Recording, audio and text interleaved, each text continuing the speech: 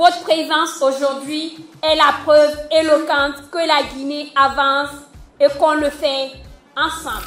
L'ouverture officielle du Salon international des mines et carrières de Guinée, SMIC Guinée, une initiative du cabinet Target avec l'accompagnement institutionnel du département des mines et de la géologie. Le Salon international des mines et carrières de Guinée, SMIC Guinée, est à sa première édition, mais nous voulons qu'il devienne une traduction pour notre pays, pour incarner l'ambition guinéenne de faire du secteur minier un pilier du développement durable. Une terre où l'abondance des ressources naturelles rencontre aujourd'hui une volonté politique affirmée, une vision claire et des réformes structurantes. Notre sous-sol est une promesse de développement, mais aussi un appel à la responsabilité collective.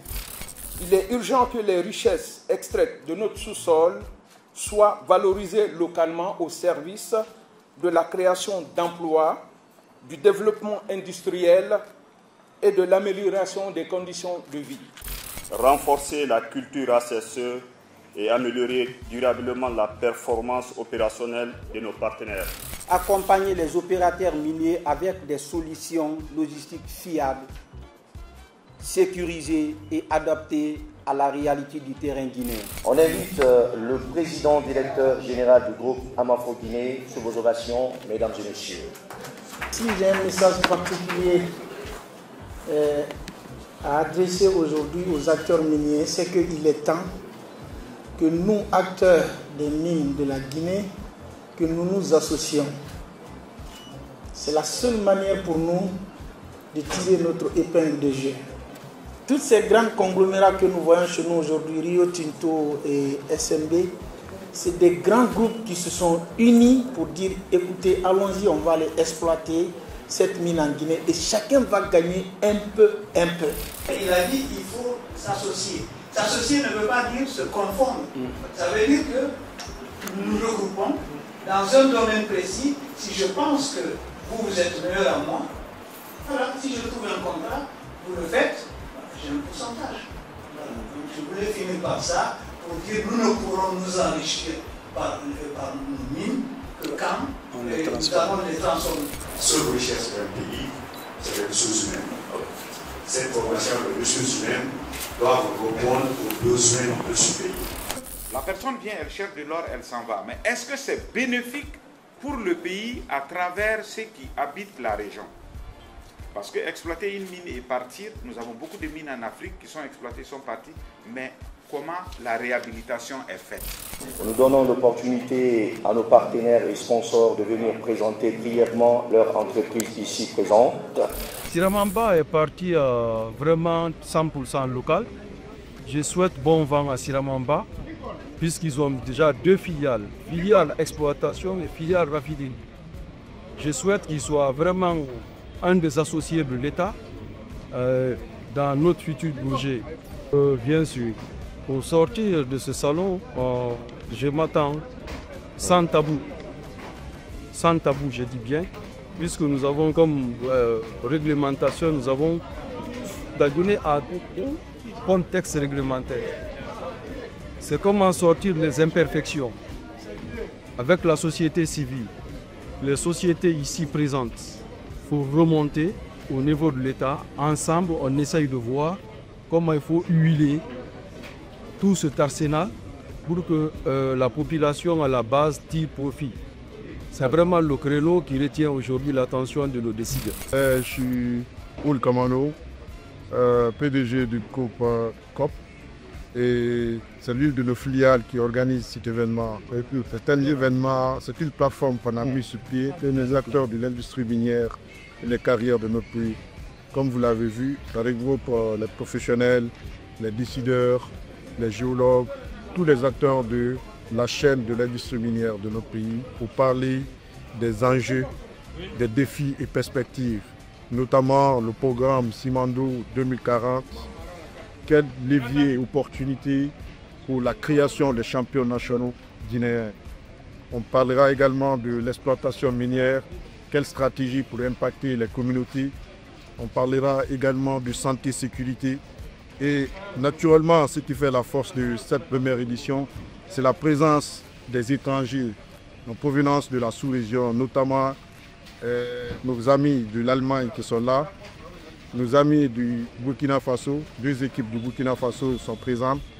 Vous verrez à la suite du salon leur présentation par rapport aux propositions innovantes que ces acteurs-là proposent dans le cadre de la sécurité dans le secteur minier via les drones.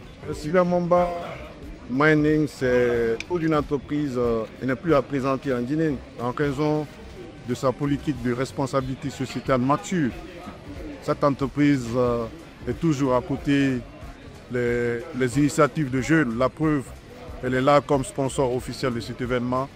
Et je pense que c'est un message qui est envoyé en direction des multinationales de s'associer désormais à ce qui deviendra l'une des plateformes les plus importantes du secteur minier et des carrières, non seulement de la Guinée, mais également de l'Afrique.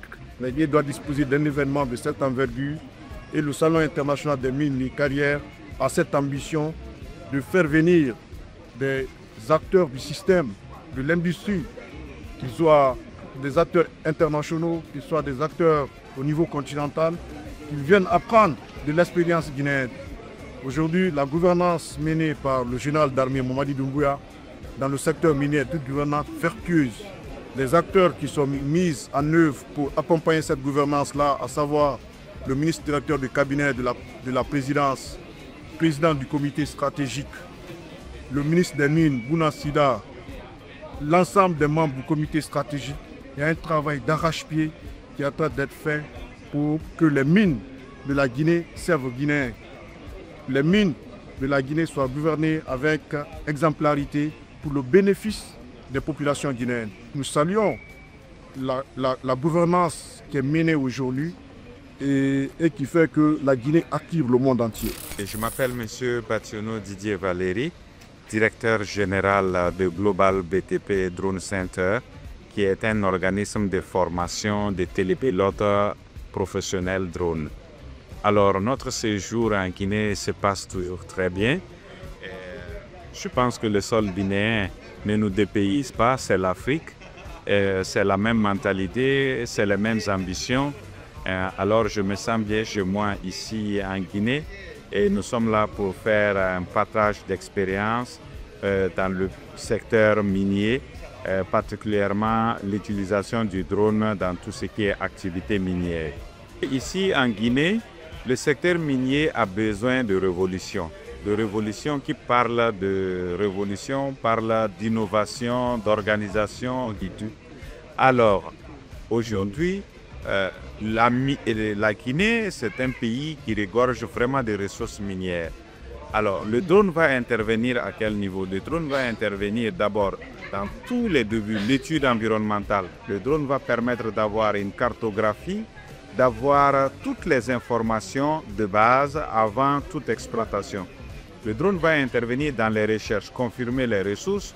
Le drone va intervenir dans la construction même de la mine et de son impact environnemental. Après, maintenant, la production, au niveau de la production, le drone permettra d'évaluer de façon journalière et de façon annuelle toutes les quantités qui seront extraites de vos ressources, que ce soit en mine souterraine ou que ce soit en mine à ciel ouvert.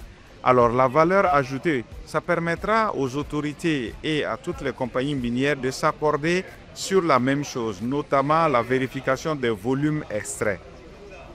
Donc cela pourra éviter beaucoup de conflits et pourra mettre à jour la cartographie minière de la Guinée. Aujourd'hui, c'est le partenariat et c'est l'union qui pourra nous faire développer. Aujourd'hui, ce que nous voulons apporter à la Guinée, c'est d'abord l'expertise. L'expertise dans la formation, l'utilisation de l'outil drone afin que la Guinée puisse être autonome et pouvoir compiler ses volumes de façon scientifique et de façon précise dans les mines.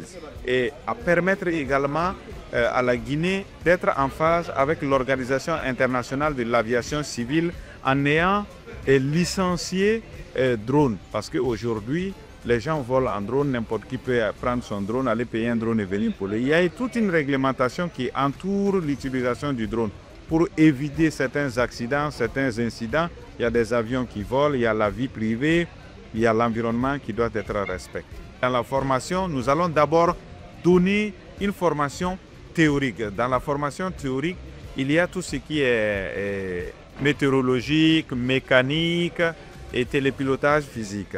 Après ça, nous avons l'utilisation lui-même dans les prestations, dans toutes les activités. La maintenance est très importante. Quelqu'un qui a une moto, qui a une voiture ou un avion, il faut maintenir, il faut entretenir. Donc nous allons également former les jeunes à pouvoir entretenir, à pouvoir maintenir les drones pour que l'outil soit toujours opérationnel.